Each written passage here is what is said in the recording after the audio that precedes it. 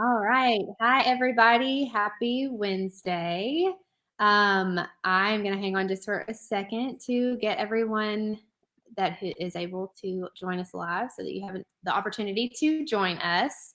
I have a special guest here with me today, Stacie. I'll introduce her here in a second, but we are going to be talking about cholesterol, and that seems to be somewhat of a controversial topic depending on who you ask. There's lots of different opinions, and unfortunately I feel like we've been brainwashed in the past with these low-fat diets and things that we have deemed as healthy. So I want today to kind of chat through what is important about cholesterol, the myths that we can debunk for you in regards to cholesterol, and give you the facts. So what is the deal with cholesterol, and is it really fat, dietary fat, that's causing our numbers to rise? And have you had a doctor recommend a low-fat diet? Is that really helpful? So I know those are some questions that you probably ask yourself whenever you are thinking in terms of cholesterol. If you've had some, labs come back and say you have high cholesterol. And also along those lines, just looking at total cholesterol isn't enough to really determine or get the full picture of your heart health. Research now is saying that by simply reducing your fat intake isn't necessarily going to improve your numbers. And really, there's a lot of research out there now that says there isn't a link between the total fat intake or saturated fat especially, and dietary cholesterol in regards to heart disease. So we're going to talk all about that. And also, just considering the fact that if fat was really the main cause of our increase in heart disease, the fact that we now consume at least 25% less fat than we did in the 80s, you should see a reduction in heart disease, and that's actually not the case at all. We've seen an increase. So that makes you pause and think, is low fat really the way to go? And we know now that it's really not the amount of fat that we're eating, it's the type of fat that matters most. So I have my friend and registered dietitian here with me today, Stacie Haaga. She is going to help me and help us answer some of your burning questions about cholesterol and just kind of set the facts straight for you guys. So Stacie, thank you so much for being here. I appreciate you so very much taking time to educate us on cholesterol. I have so many questions for you, and I know those listening here do too. If you are listening, I would love for you guys to share in the comments below. Are you team yolk or team no yolk? I know that Stacie and I were chatting about eggs and how there's just a very negative connotation around eating eggs. So are you team egg or team no egg? So we'll talk about that too here in a second. But first of all, Stacie, could you just kind of chat through what cholesterol is in general and what that does for our bodies? Yeah, absolutely. Well, thank you, Loren, for having me today. And I'm excited to talk about this topic because it does affect, men, women. I mean, we've seen even children anymore going on statin drugs and, being diagnosed with high cholesterol. So I enjoy talking about this and shedding a little bit of light on cholesterol.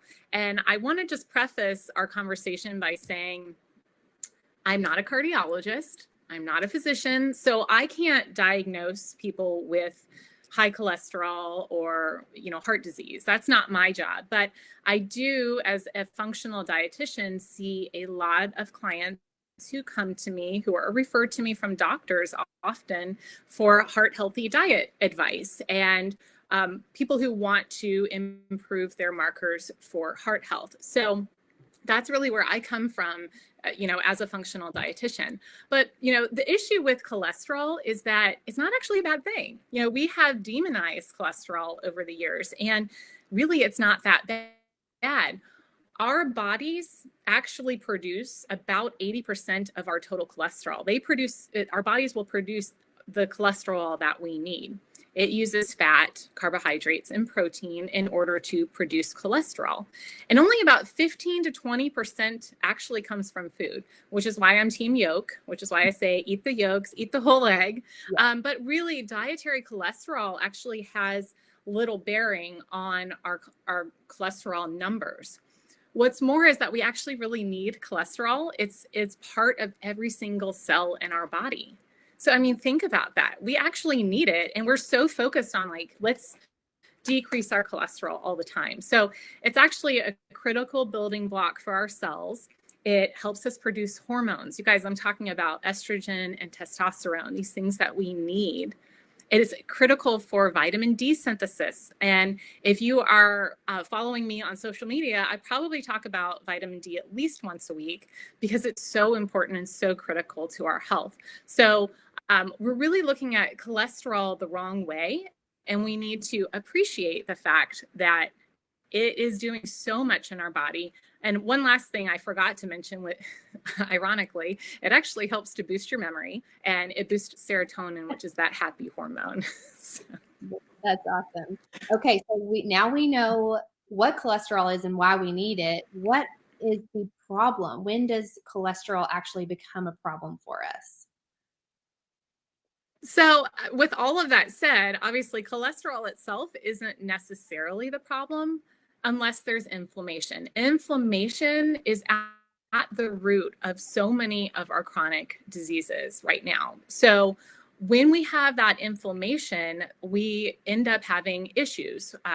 And there's different types of lipid particles, right? There are kinds of lipids that, you've heard of, good cholesterol and bad cholesterol. Well, one of the LDLs is actually a light, fluffy cholesterol that's really good. Now, the little bullet-like VLDL, which is very dense and small, that is a higher risk LDL, okay? And that's because it's more likely to become oxidized. And that's the problem, is when we have oxidized cholesterol, we have oxidized fats, and we have inflammation.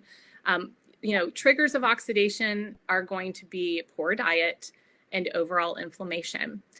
Bad fats or unhealthy fats will trigger that inflammation and the oxidation, whereas our healthy fats actually help us produce that HDL, which is that good cholesterol. So when you have this perfect storm of not enough good fats, so you have low HDL, and you have too many bad fats, which produces that bullet-like VLDL, your body sort of, as a mode of coping with that, it'll produce a plaque in your arteries.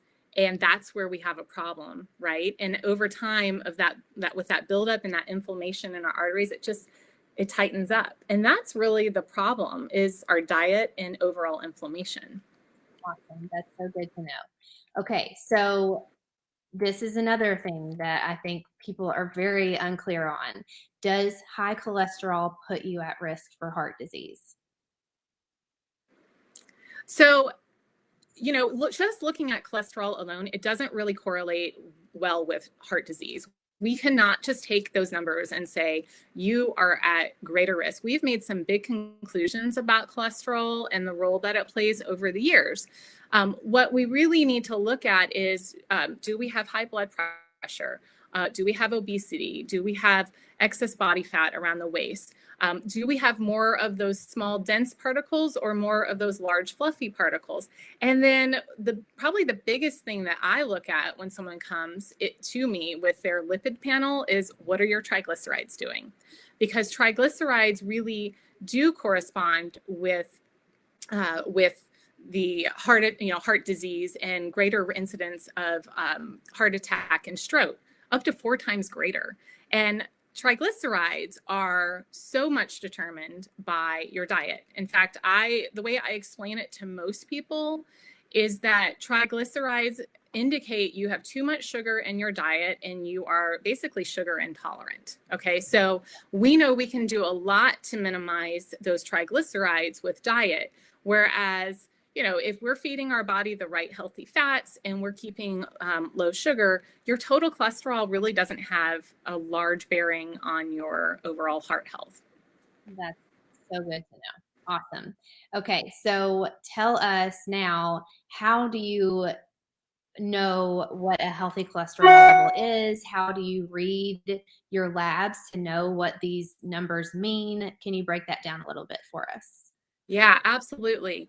So I think, again, not being a physician, I would never be the person to diagnose you with high cholesterol or to make any, write you a prescription or anything like that. But I think it's so important that we are our own best advocates and that we are the primary determinant of what our healthcare is and how we address our overall heart health. And so you need to know how to read your lipids panels.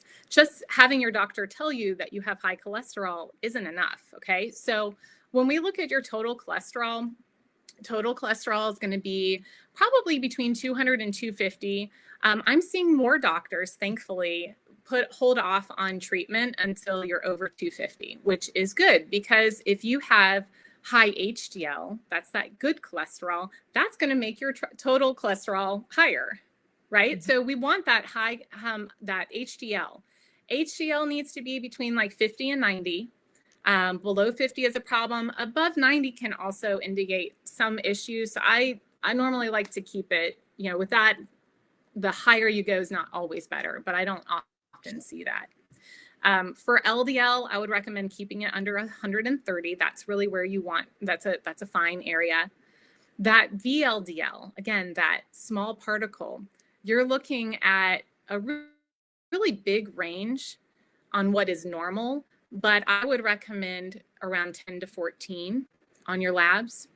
And then your triglycerides, again, we've got to get those triglycerides down to under 100. And that has a larger threshold for a lot of doctors too. And I've seen people up around 300 or even 400. And some of that can be genetic, but we can do a lot to turn off and on our genes through diet and exercise and taking care of ourselves. So that's kind of the basic lipid panel. But honestly, again, when I'm looking at risk, probably the biggest indicators for risk would be, what is your triglyceride to HDL ratio? You want to have a lower ratio there. So that can be an indication of, of heart disease. And so we want to make sure that we keep that in check. And that's really where we want to look. Okay, so what are the levels that ratio should be at, or what is good and what is bad? Okay, so it should be below 2. Okay. So let's say your HDL is 60. Ideally, your triglycerides should be 60, right? So your 60 to 60 would be a 1-to-1 ratio. Mm-hmm. So under 2 would be optimal. 4 is considered high. 6 is very high. So again, we want to have that good HDL, but we want to keep those triglycerides low, under 100. Both should ideally be under 100. Okay, that's really good to know. I hope you guys are taking notes. That's a lot. Now let's get into what can be done to either lower your cholesterol, or even what we can do to prevent elevated cholesterol. What are some of the options for treatment? First of all, let's talk about that.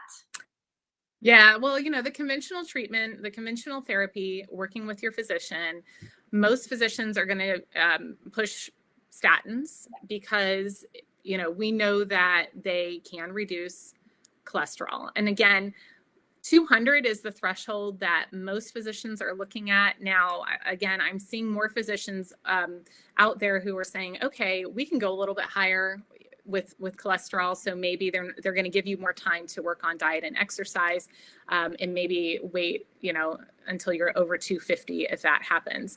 Unfortunately, I've had a number of people in my practice who've come to me who really can't take statins because of the side effects that statins have. And we really underappreciate those side effects, but they do come with a risk. And I'm not sure that the risk is enough to outweigh, I mean, I don't think the benefits are enough to outweigh the risk. They really only reduce the risk of a heart attack or stroke by like 3 or 4%. So in some studies, there's not much difference between the placebo and the statins. So you really have to know what you're getting into when you take a statin, because it can increase your risk of type 2 diabetes.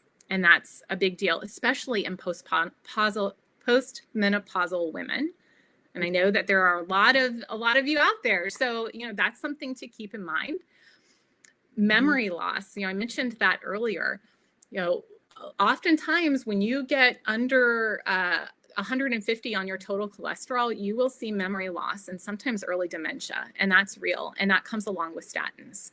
So I know that that's a real issue, but I've also seen nerve damage in the hands and feet. I've seen just joint aches and pains, lack of sex drive, and decreased benefits of exercise, or even impairing exercise to the point where you're so sore that you can't really exercise. Wow, that's really eye-opening. So thank you for sharing that. There's a lot of things I didn't realize about that. Okay, so well then let's talk about what we can do to reduce our risk of heart disease without maybe needing those medications, or what we can do to prevent. Well, this is where you and I come in really in what we do. Obviously talking about nutrition and exercise. I can tell you that whatever we've been doing for the last 50 years is not working, because the recommendations that have been made have actually put us in a worse position. Heart disease is one of the top chronic diseases that we face. So, we moved into this low fat, high carb, recommendations for a heart healthy diet. And now all we're seeing is heart disease. So all we did was fuel the fire, right? When we took out good fats, we went to those Franken foods, we went into margarine and seed oils. And really, these are unstable fats, which are going to trigger that oxidation I mentioned earlier. And that is a problem. They're going to cause more inflammation. So those healthy fats are the ones that are going to help us, but we've been avoiding those. And then likewise, a lot of these foods that are low fat have added sugar in order to make them palatable and make us want to buy them. And so now we're just eating sugar and unstable rancid fats. Right. And we're expecting to feel better, and we're not, right? Yeah. So all we've seen is that they actually trigger more heart disease. So I guess we could get into, what do you do? What does that look like then? So what our bottom line is, we have to reduce the inflammation in order to manage our cholesterol. Okay, so do that. Give us I think one of the biggest issues is really just managing our sugar intake primarily, right? So managing glucose tolerance, reducing insulin, reducing our insulin production, but also making us more sensitive to insulin. So just a quick primer on what insulin is. That is a fat storage hormone. Basically, you produce insulin in response to sugar and carbohydrates. Your body produces insulin to push down your blood sugar. Well, insulin's a fat storage hormone. So if you're doing that all day and all night, your body's just getting the signal you need to hang on to fat. And meanwhile, that is also causing that fat oxidation that we're talking about. So we need to minimize the insulin through fasting. Intermittent fasting is a great way to do that. For 16 hours, we're not producing insulin. And then making sure we're eating those healthy carbs with lots of fiber and antioxidants. Those are key. So getting your fruits and vegetables and whole grains is absolutely so important. when it comes to choosing your carbohydrates. And then, when it comes to your fats, we're talking about naturally occurring healthy fats, like including saturated fat. We're talking about avocado, olive oil, coconut, nuts and seeds and meats. Those are the fats that we really want to focus on.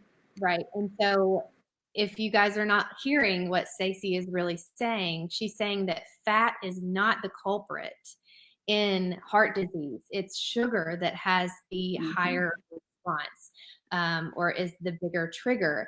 And saturated fats are not bad for you, except for when they are paired with sugar. So a Snickers bar. Yes. For example, refined carbs and sugar paired with fat, we'll call that sugar fat. And that is what raises our insulin and causes that fat storage and also the inflammation, which then goes back and leads us to our point that we made in the beginning, that inflammation is what drives our cholesterol up, right? So there's absolutely, there's other things that we can do to maybe reduce risk factors through losing weight, exercise. Talk a little bit about that. Yeah, absolutely. Well, I mean, obviously, I mentioned earlier that, cholesterol can be an issue if you have certain kinds of lipids, but also if you have those other risk factors of what we call metabolic syndrome. Metabolic syndrome is that impaired glucose regulation, where we're not sensitive to that insulin, so we're overproducing insulin to regulate our blood sugar. If we have high blood pressure, if we have a larger waist circumference, exercise will actually increase your HDL, which again is that good cholesterol. Saturated fats and healthy fats are going to help you increase your HDL. Vegetables will help you increase your HDL. So there's a lot that we can do. Those things are also going to help us maintain a healthy weight, right? They're going to help us maintain a healthy weight and reduce that waist circumference size. So we have a lot of things that we can do that are in our control that don't necessarily require a statin. The other thing I would mention is alcohol. Alcohol has a huge impact on your triglycerides, for one, because again, alcohol is basically just sugar, straight sugar to your bloodstream. So not only is it going to cause inflammation, it's also a contributor to high blood pressure. It makes it difficult to manage your blood sugar, and it causes damage to the liver, which is where we actually produce that necessary cholesterol. So I can't emphasize that enough, that alcohol and, those unhealthy fats and sugar are going to be the main drivers of any heart disease issues that you might have. Right. That's so interesting. Okay. So you mentioned eating those complex carbohydrates, especially fruits and vegetables, starchy vegetables, eat them all day long in unlimited amounts, honestly, because those are the good carbohydrates, right? That are rich in fiber. They help to reduce the absorption of fat and sugar in the small intestines, and that reduces overall triglycerides. We also talked about how low fat intake can actually lower your HDL, right? Yep. Did we hear that? So that's not what we want. But remind us again, what types of fats do we need to avoid? Maybe give us some examples of those refined, hydrogenated, processed fats that we need to stay away from. Well, I mean, we've heard a lot about trans fats over the years. Some areas have banned trans fats. Now they need to be on the label. So certainly if you're eating anything with a label, which I don't recommend a lot with the labels. So that's your first step is, avoid anything with a label, and you're going to avoid a lot of these unhealthy fats. But trans fats are like bad fats gone worse, where they've been so chemically manipulated that they're very unstable in the body. So baked processed goods, a lot of those snacky kind of treats are going to have trans fat, but also your margarine, I can't believe it's not butter, your Smart Balance, all of those are just not where you need to be. That is not what you need to be eating, because they just don't offer the same benefits as olive oil and avocado oil and your nuts and your seeds. Those are going to give you those mono and polyunsaturated fats. And then your naturally saturated fats like butter and coconut oil are great options for heart health. Believe it or not, we've been avoiding those, but we do need to include some of those in our diet. Yes, exactly. 110% agree with you. What do you think about sleep or gut health? Are there ways that we can improve those areas of our life to actually help reduce our risk for heart disease? Absolutely. I mean, this all comes back to inflammation. And when we think about inflammation, that's going to start in the gut, which is like a whole nother topic. Gut health is a passion of mine. But talking about those starchy foods, those are going to feed the healthy gut bacteria that we need. So we need to absolutely focus on gut health, make sure that we are taking care of things there. We're eating lots of great bacteria, maybe even taking a probiotic. Saccharomyces boulardii is one that has been indicated for helping to manage cholesterol, but also it's been indicated for weight loss in different trials. So I really like S. boulardii, especially if you have like a yeast issue going on, which a lot of people do. And then certainly sleep is another component of managing inflammation, sleep and stress management. Your health is like a tabletop. I always tell people you've got 4 legs. You've got exercise, you have diet, you have stress management and sleep. And if one of those legs is shorter than the other, you're going to be imbalanced. So, definitely making sure you're getting good quality sleep is important for managing these inflammatory markers that put you at higher risk for heart disease. That is so good to know. Okay, Stacie, thank you so much. This was so helpful.